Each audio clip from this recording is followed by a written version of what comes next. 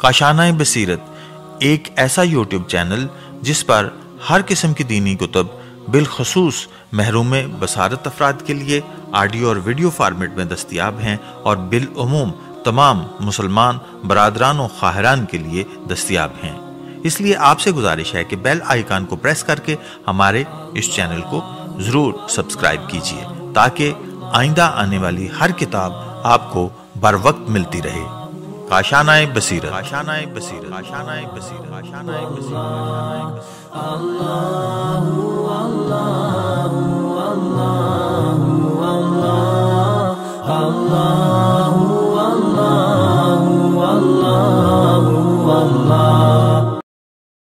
बिस्मिल्लाहिर्रहमानिर्रहीम। अस्सलामुअलैकुम। ये काशाना बसीरत का चैनल है और आप जो किताब समाअत फरमा रहे हैं इसका नाम है सुखन, उस्ताद शहीद मुर्तज़ा मुताहरी की लिखी हुई। पार्ट नंबर 41, सूरह नहल, आयत नंबर 28 और 29। तर्जुमा। और आपकी परवरदिगार ने शहद की मक्खी के जी में ये बात डाली कि वो पहाड़ों और दरख्तों में अपने छत्ते बनाए और लोगों के बनाए हुए मकानों में भी, और फिर तरह तरह के फलों और फूलों से रस चूसकर अपने रब की राहों में फर्मा बरदारी के साथ चली जाए। इन मक्खियों के पेट से मुख्तलिफ रंग का एक मशरूब निकलता है जिसमें लोगों की बीमारी की शिफा है। चींटी हज़रत अली अलैहिस्सलाम की निगाह में। चींटी को देखो, कैसी ज़रा सी है और कैसी साफ़ सुथरी सी। इसकी शक्ल मुश्किल से नज़र आती है, इसकी बनावट भी समझ में नहीं आती। इस पर कैसे ज़मीन पर रेंगती है और अपनी रोज़ी तलाश करती है और उसकी हिफाजत करती है। जिन साइंसदानों ने इस ज़मन में तहकीक की, उनका कहना है कि सहराओं में बाज़ अक़साम की चींटियाँ होती हैं जो अपनी खुराक के दाने और दिनके को तलाश पर क़नात नहीं करती, बल्कि ख़ुद एक तरह की घुम्बी काश करती हैं और उसको खाती हैं। इससे भी ज़्यादा अजीब बात यह है कि कहते हैं कि कुछ चींटियाँ बाज़ कीड़ों को इस तरह पालती हैं जैसे इंसान घोड़े, गाय और भेड़ बकरियों को पालता है और उनका दूध इस्तेमाल करती हैं। इस तरह चींटियाँ इन कीड़ों से एक तरह का रस निकालती हैं और उसे इस्तेमाल करती हैं। ये दाना अपने सुराख में ले जाकर मुनासिब जगह पर ज़ख़ीरा करती हैं। गर्मी में सर्दी के लिए जमा करती हैं, मुनासिब जगह पर रखती हैं ताकि ख़राब ना हो। इसके टुकड़े कर देती हैं ताकि उगने ना पाए। हशरियात की माहिरीन कहते हैं कि चींटियों की एक किस्म ऐसी है जो बाकायदा इज्तिमाई ज़िंदगी गुजारती है। उनमें हर गिरोह का अपना एक मखसूस काम है जो उनको पूरा करना पड़ता है। कुछ मज़दूर हैं जो दाना दुनका सुराग में लाकर जमा करती हैं ताकि सर्दी के मौसम में काम आए। इस मकसद के लिए मखसूस जगह होती है जहाँ दूसरी चींटियाँ मौजूद होती हैं। जिनके जबड़े मजबूत होते हैं वो इन दानों को कुचलती हैं और खाने के लिए तैयार करती हैं। अगर तुम इन चींटियों की ग़िज़ा की नालियों पर गौर करो और ये देखो कि वो कैसे अपनी ग़िज़ा खाती हैं, कैसे इसे निगलती हैं, कैसे इसको हज़म करती हैं, कैसे फ़ज़ला ख़ारिज करती हैं, और इनके पेट और मैदे की बनावट पर गौर करो, इनके देखने और सुनने की क़ुव्वतों का मुताला करो। अगर इन सब चीज़ों की गहराई से मुताला करोगे तो हैरान रह जाओगे। ये सब बातें मुश्किल बयान की जा सकती हैं। ये सब बातें बमुश्किल बयान की जा सकती हैं। इनकी तफसील के लिए मुस्तकिल किताबों की ज़रूरत है और बरसों की मेहनत और मुताला दरकार है। आज साइंसदानों ने इस ज़मन में तफसीली मुताला किया है। सैकड़ों आदमियों ने अपनी तमाम उम्र इस काम पर सर्फ की है, किताबें लिखी, तकलीफ़ें उठाई और अजीब अजीब इंकशाफात किए। बिलखुसूस जिन मसाइल का ताल्लुक चींटियों के फ़हम शऊर और आपस में एक दूसरे को अपना मतलब समझाने से, वो तो बहुत ही अजीब है।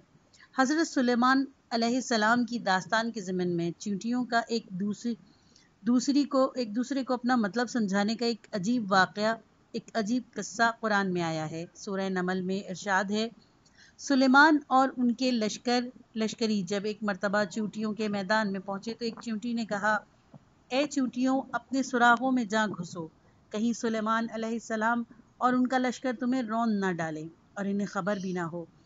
सुलेमान अलैहिस्सलाम इस बात पर हंस पड़े और कहने लगे, ए परवरदिगार, मुझे इसकी तौफीक दे कि मैं میں ان نعمتوں کا شکر ادا کیا کروں جو تو نے مجھے اور میرے ماں باپ کو عطا کی ہیں، اور اس کا بھی میں نیک کام کیا کروں جس سے تو راضی ہو، اور مجھے اپنی رحمت سے داخل رکھ نیک بندوں میں۔ امیر المومنین علیہ السلام نے ان فقروں میں فرمایا۔ اس میں اشارہ ہے اس طرف کہ چیونٹی کی دیکھنے اور سننے کی قوتیں اس کے سر میں ہیں۔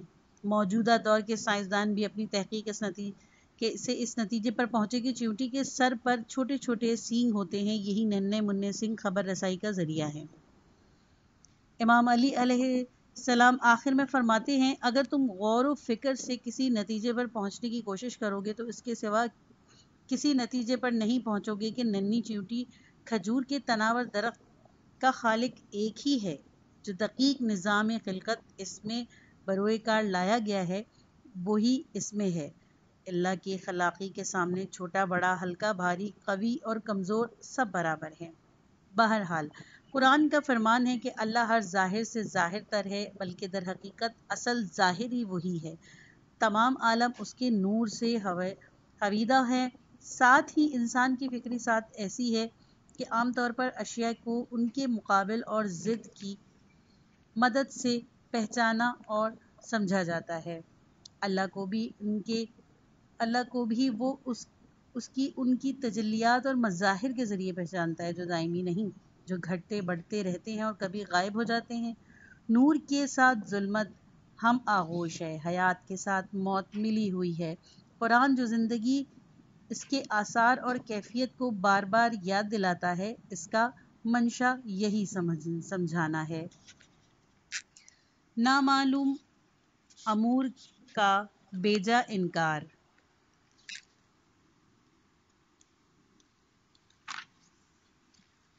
مشہور حدیث ہے کہ علم کے 3 درجے یا مرحلے ہیں۔ پہلے مرحلے میں آدمی مغرور ہو جاتا ہے، سمجھتا ہے کہ مجھے سب کچھ معلوم ہے۔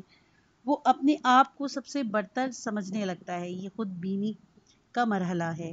دوسرے مرحلے میں جب اس کی معلومات میں اضافہ ہوتا ہے، اسے کائنات کی عظمت کا اندازہ ہوتا ہے۔ وہ اپنے آپ کو اور اپنی معلومات کو اس کارخانے قدرت کی وسعت اور عظمت کے مقابلے میں کمتر سمجھنے لگتا ہے۔ ایک تواضع کی حالت پیدا ہو جاتی ہے۔ یہ حقیقت پسندی اور کائنات کی صحیح تصور کا مرحلہ ہے۔ اس مرحلے میں آدمی صرف اپنی معلومات کو نہیں دیکھتا بلکہ کائنات پر نظر ڈالتا ہے اور اس سے معلومات کا اندازہ لگاتا ہے۔ بالآخر تیسرا مرحلہ وہ آتا ہے جب اسے احساس ہوتا ہے کہ اسے تو کچھ معلوم ہی نہیں ہے۔ یہ حیرت کا معاملہ ہے۔ یہ وہ مرحلہ ہے جس میں آدمی کو اپنی فکری رسائی کا احساس ہونے لگتا ہے۔ وہ یہ سمجھنے لگتا ہے کہ وہ اپنے فکری پیمانوں سے اس عظیم کائنات کا اندازہ لگانے سے قاصر ہے۔ اس کے علم و فکر کے پیمانے صرف اس کی محدود زندگی کے ماحول کے لیے ہی کارآمد ہیں، اس سے زیادہ کچھ بھی نہیں۔ رومی نے اپنے روحانی اور ذہنی سلوک کے مختصر ترین مرحلے بیان کیے ہیں: خامی کا دور، پختگی کا دور، سوختگی کا دور۔ خامی کا دور غرور، تکبر اور اپنے آپ کو عالم سمجھنے کا دور ہے، لیکن جب آدمی پختگی یا سوختگی کے دور تک پہنچ جائے تو اور بات ہے۔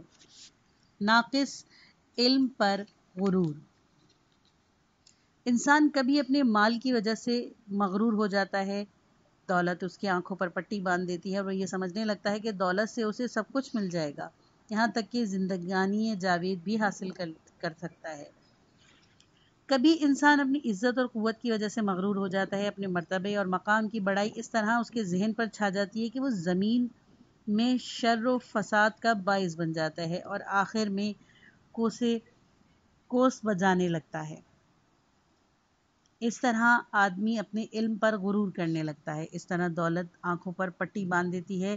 اس طرح علم سے آدمی کا دماغ خراب ہو سکتا ہے۔ فرق یہ ہے کہ دولت کی زیادتی دماغ خراب کرتی ہے اور علم کی کمی دماغ خراب ہوتا ہے۔ کہتے ہیں کہ بالکل نہ ہونے سے کچھ ہونا بہتر ہے، مگر علم کی بات مختلف ہے۔ ناقص علم سے علم کا نہ ہونا بہتر ہے، کیونکہ ناقص علم ایک طرح کا نشہ ہے جو دماغ کو خراب کر دیتا ہے۔ دولت اور مرتبہ بھی دماغ کو خراب کرتے ہیں اور نشہ پیدا کرتے ہیں، لیکن ان کی زیادتی سے دماغ خراب ہوتا ہے۔ برخلاف علم کے اس کی کمی ایسی مستی اور نشہ پیدا کرتی ہے جس کے نتیجے میں آدمی حقائق کو جھٹلانے لگتا ہے۔ میں یہاں امام صادق علیہ السلام کی ایک روایت نقل کرتا ہوں۔ انسان کے خدا سے دو عہد۔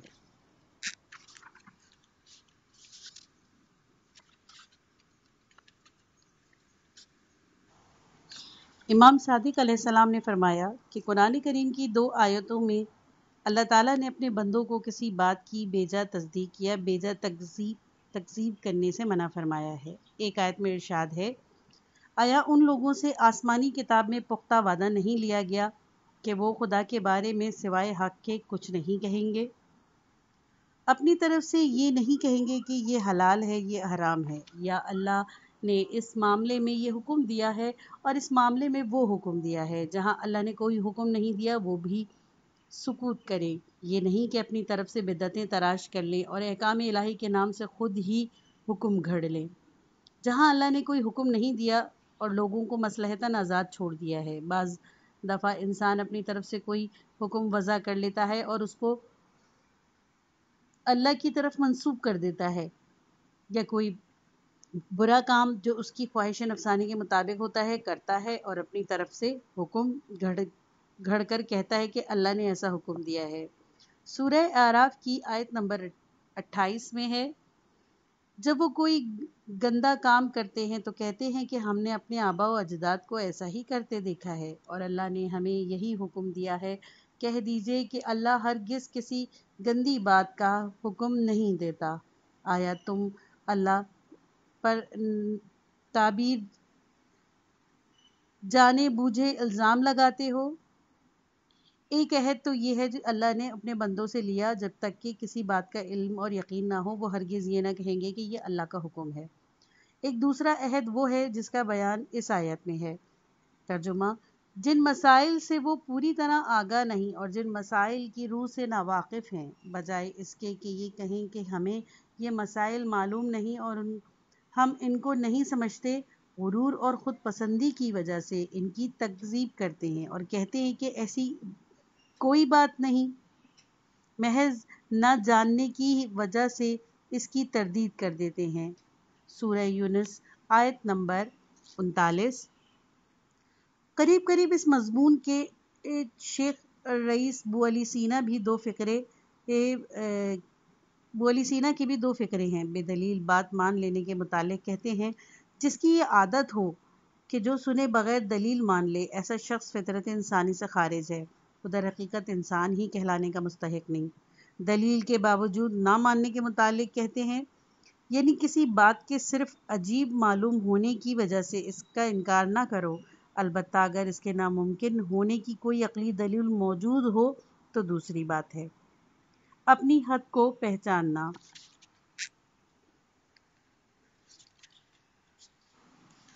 جس طرح ہر شخص کا جسم محدود ہے، اسی طرح اس کی روح، عقل اور علم کی بھی ایک حد ہے۔ علم اور عقل بھی غیر محدود نہیں، اسی لیے انسان کو چاہیے کہ اپنی حد میں رہے، حد سے تجاوز نہ کرے۔ وہ دانا ہے جو اپنی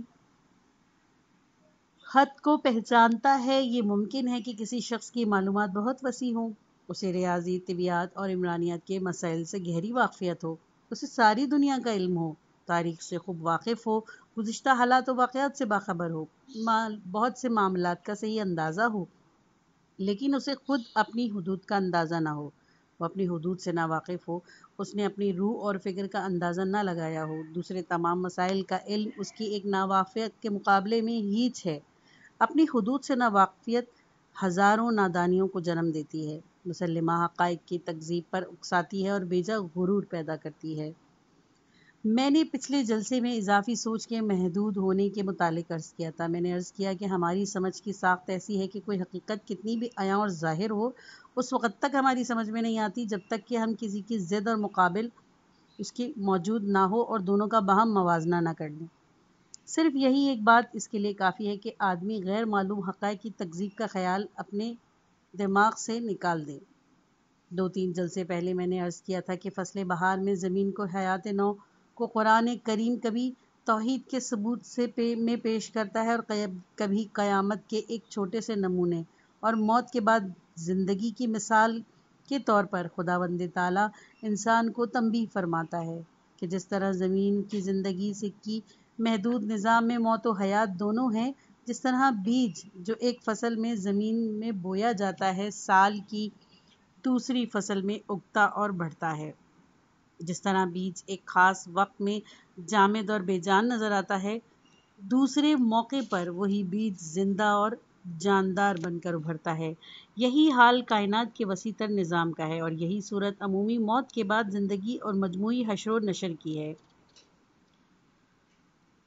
سورہ نمل آیت نمبر 84 ترجمہ: اور جس دن ہم ہر قوم سے ایک بڑی تعداد ایسے لوگوں کو اٹھائیں گے جنہوں نے ہماری نشانیوں کو جھٹلایا تھا، جب وہ آئیں گے تو اللہ ان سے کہے گا، کیا تم نے میری ان نشانیوں کو جھٹلا دیا تھا جن کا تم کو پورا علم نہیں تھا؟ جو چیز اکثر ہوتی رہتی ہے وہ معمولی بن جاتی ہے اور اس کی اہمیت نظروں سے گر جاتی ہے۔ زمین کا مرنا پھر زندہ ہونا بھی اسی قسم کی بات ہے۔ ہماری عمر طبیعی کا بھی یہی حال ہے۔ ہم اپنی زندگیوں میں دسیوں بار اس معمول کو دیکھتے ہیں، اسی لیے ہماری نظر میں اس کی اہمیت باقی نہیں رہتی۔ ہمارے ارد گرد متعدد چھوٹے بڑے نظام موجود ہیں، ہمیں کسی طرف سے بھی معلوم نہیں کہ ہم کہاں تک جا سکتے ہیں اور کس حد تک ان سے واقفیت پیدا کر سکتے ہیں۔ چھوٹے نظام میں ہم خلیے سالمے اور جوہر تک پہنچ سکتے ہیں، ہمیں معلوم نہیں کہ ہم اور آگے کہاں تک جائیں گے۔ اس سے بڑے نظام میں نظام شمسی اور نظام کے بارے میں معلومات حاصل کی، جس کا نظام شمسی ہی ایک حصہ ہے اور جس کے وہ تابع ہیں۔ اب ہمیں کچھ معلوم نہیں کہ وہ نظام کس نظام کے تابع ہے اور اس کے آگے یہ سلسلہ کہاں تک ہے۔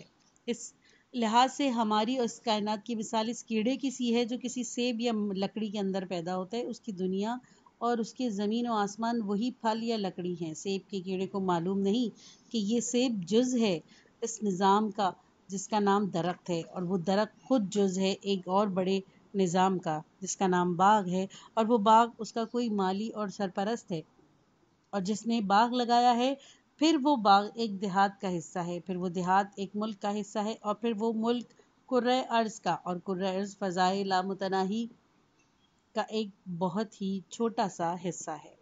یہی حال اس مکڑی کا ہے جو کسی کمرے میں چھت میں پیدا ہوتی ہے اور وہیں مر جاتی ہے۔ اسے قطعاً معلوم نہیں کہ یہ کمرہ ایک مکان کا جز ہے، وہ مکان ایک شہر کا جز ہے اور شہر ایک ملک کا جز ہے۔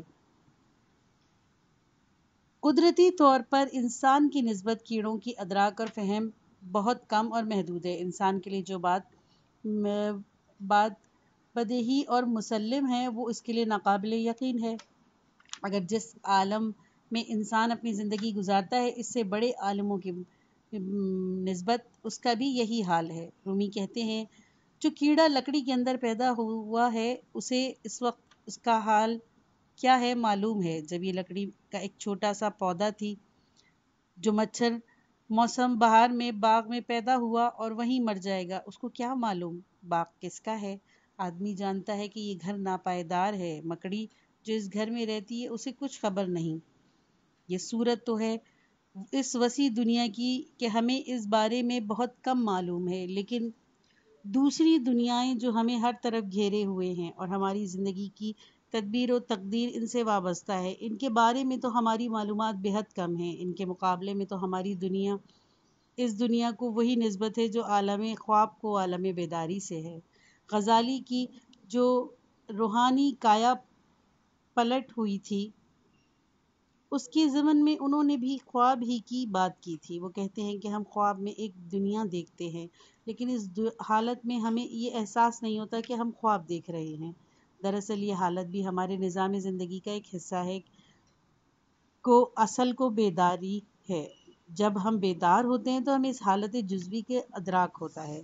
ہماری دینوی زندگی اور دوسری زندگیوں کے مقابلے میں ایک خواب کی سی ہے۔ ہمارا یہ یقین کہ دنیاوی زندگی ہی اصل ہے، اس یقین سے زیادہ کچھ نہیں جو خواب دیکھنے والے خواب کی حالت میں ہوتا ہے۔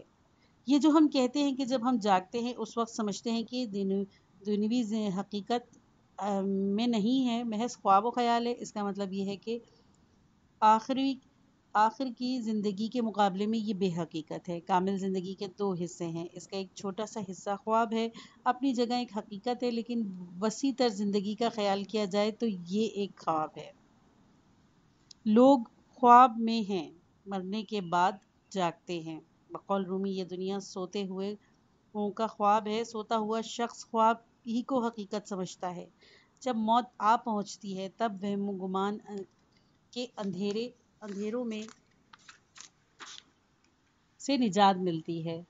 اسے دنیا میں خواب میں جو کچھ کیا تھا جاگنے پر وہ صاف نظر آنے لگتا ہے۔ دنیا آخرت کی کھیتی ہے، جو ہم یہاں بوتے ہیں وہی وہاں کاٹتے ہیں۔ کبھی ایسا ہوتا ہے کہ بے خیالی میں گیہوں کا کوئی دانہ آدمی کے ہاتھ سے گر کر مٹی میں گم ہو جاتا ہے کہ ان کو کسان گیہوں کو بھوسے سے جدا کرتا ہے اور بھوسے کو مٹی میں ملا کر لیپنے کے کام میں لے آتا ہے۔ اسے خیال بھی نہیں ہوتا کہ اس میں سے گیہوں کا کوئی دانہ موجود ہے، لیکن جب خریف کی فصل آتی ہے وہ دانہ جو نظر نہیں آ رہا تھا خاک سے سر نکالتا ہے، اس میں جان پڑتی ہے اور وہ کہتا ہے میں وہی ہوں جسے تو سمجھتا تھا کہ گم ہو گیا، یہاں کچھ گم نہیں ہوتا۔ جب وہ دیکھیں گے کہ ان کے سب اعمال لکھے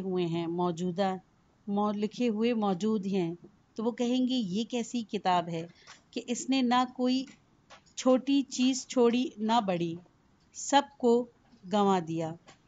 ہر انسان پر لازم ہے کہ وہ سب سے پہلے تو یہ طے کرے کہ اس کے سوچنے اور سمجھنے کی کیا حدود ہیں، دونوں لحاظ سے، بحیثیت ایک انسان کے بھی، ذاتی اور شخصی لحاظ سے بھی۔ اپنی قابلیت کا اندازہ لگانے کے بعد اس کی حدود میں رہتے ہوئے اگر وہ کسی چیز کی تصدیق یا تکذیب، اقرار یا انکار کرے گا تو اسی وقت غلطی اور لرزش سے محفوظ رہے گا۔